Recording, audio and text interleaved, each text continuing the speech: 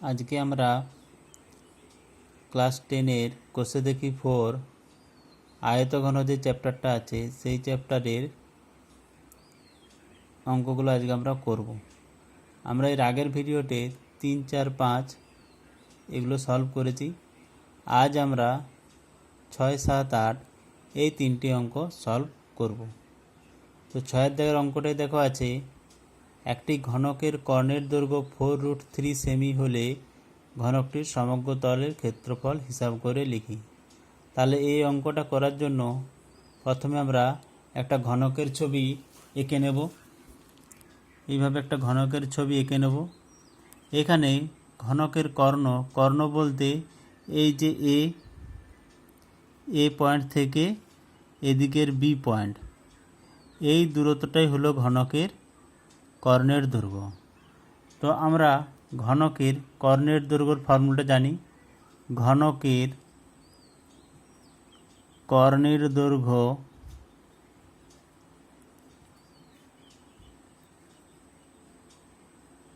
সমান বাহু গুণিত √3। তাহলে এখানে দেওয়া আছে বাহু গুণিত √3 সমান 4√3, এটা দেওয়া আছে। যেহেতু প্রশ্নে দেওয়া আছে যে ঘনকের কর্ণের দৈর্ঘ্য 4√3, তাহলে আমরা লিখতে পারি বাহু গুণিত √3 সমান 4√3। তাহলে এখানে √3 কেটে গেল। তাহলে বাহুর দৈর্ঘ্য কত দাঁড়াচ্ছে? বাহু সমান হচ্ছে 4 সেমি। যেহেতু দেওয়া ছিল ঘনকের কর্ণের দৈর্ঘ্য 4√3 সেমি, সেই জন্য বাহুর দৈর্ঘ্য হবে 4 সেমি। এরপর প্রশ্নটাই আছে যে ঘনকটির সমগ্র তলের ক্ষেত্রফল। তাহলে ঘনকের সমগ্র তলের ক্ষেত্রফল সমান ঘনকের একটি তলের ক্ষেত্রফল কত হবে? একটি তলের ক্ষেত্র হবে বাহুর দৈর্ঘ্য গুণিত বাহুর দৈর্ঘ্য, অর্থাৎ বাহুর স্কোয়ার। তাহলে ঘনকের 6টি তল আছে, তাহলে 6টি তলের ক্ষেত্রফল হবে কত? 6 গুণিত বাহুর স্কোয়ার। তাহলে ঘনকের সমগ্র তলের ক্ষেত্রফল হবে কত? 6 গুণিত বাহুর স্কোয়ার। তাহলে 6 গুণিত বাহুর দৈর্ঘ্য আমরা পেয়েছি 4, তাহলে 4-এর স্কোয়ার, এটা সমান কত হবে? 6 গুণিত 4, 4 16 সমান হচ্ছে 96। 96 কী হবে? বর্গ সেমি। যেহেতু এখানে ক্ষেত্রফল চেয়েছে, সেই জন্য হবে কি? বর্গ সেমি। এই ছিল 6 নম্বর প্রশ্নের উত্তর। এরপর আমরা 7 নম্বর প্রশ্নটা সলভ করব। 7 নম্বর প্রশ্ন দেখো আছে যে একটি ঘনকের ধারগুলির দৈর্ঘ্যের সমষ্টি 60 সেমি, তাহলে ঘনকটির ঘনফল কত? তাহলে আমরা জানি যে একটি ঘনকের মোট কতগুলি ধার আছে? ঘনকের মোট ধার আছে, আমরা এই আগের প্রশ্নটাই এখানে যে ছবিটা এঁকেছি দেখো, একটি ঘনকের মোট ধার আছে 12টি। 1, 2, 3, 4, 5, 6, 7, 8, 9, 10, 11, 12। তাহলে 12টি ধার আছে। তাহলে 12টি ধারের মোট দৈর্ঘ্য হচ্ছে 60 সেমি। তাহলে একটি ধারের দৈর্ঘ্য অর্থাৎ ঘনকটির বাহুর দৈর্ঘ্য কত হবে? 60 ভাজিত 12। তাহলে আমরা লিখব একটি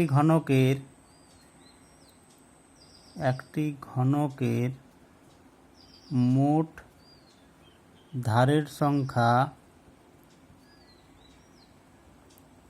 সমান 12। মোট ধারের সংখ্যা 12, অতএব একটি ধারের দৈর্ঘ্য সমান 60 ভাজিত 12 সমান হচ্ছে কত? 5 সেমি। তাহলে ঘনকটির বাহুর দৈর্ঘ্য কত দাঁড়ালো? তাহলে ঘনকটির বাহুর দৈর্ঘ্য দাঁড়ালো 5 সেমি। অতএব ঘনকটির ঘনফল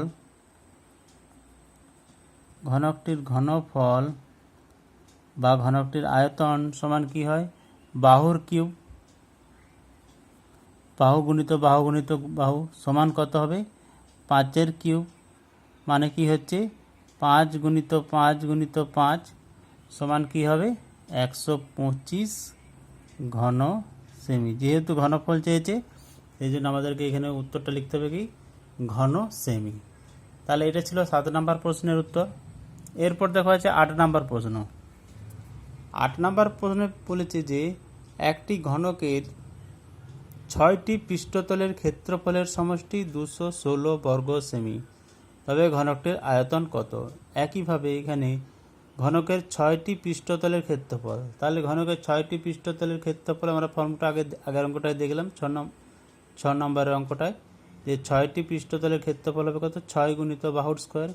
তাহলে এখানেও 6 গুণিত বাহুর স্কোয়ার সমান হচ্ছে 216। সেখান থেকে বাহুর দৈর্ঘ্য বের করব এবং তারপর আমরা ঘনকটির আয়তন নির্ণয় করব।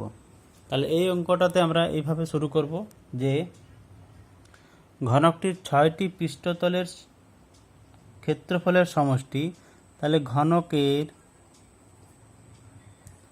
6টি পৃষ্ঠতলের ক্ষেত্রফল সমান 6 গুণিত বাহুর স্কোয়ার। তাহলে শর্তানুসারে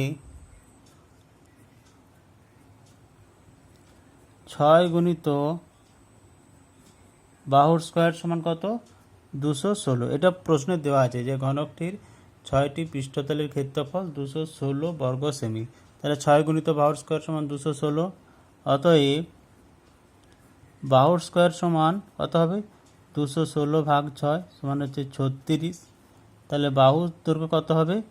√36 সমান 6 সেমি। যেহেতু ক্ষেত্রফলটা দেওয়া ছিল বর্গ সেমি, তাহলে ঘনকটির বাহুর দৈর্ঘ্য কত হবে? 6 সেমি। অতএব ঘনকটির আয়তন বা ঘনফল, আয়তন সমান কি হয়? বাহুর কিউব সমান হচ্ছে কত? 6 কিউব, মানে কি হবে? 6 গুণিত 6 গুণিত 6 সমান 216 ঘন সেমি। খুবই সহজ অঙ্কগুলি, একটু যদি তোমরা সূত্রটা মনে রাখো তাহলে কিন্তু অঙ্কগুলো করতে কোনো অসুবিধা হবে না। আজকে আমরা 6, 7, 8 সলভ করলাম। যদি তোমাদের ভিডিওটি ভালো লেগে থাকে তাহলে অবশ্যই লাইক, শেয়ার এবং সাবস্ক্রাইব করবে চ্যানেলটি।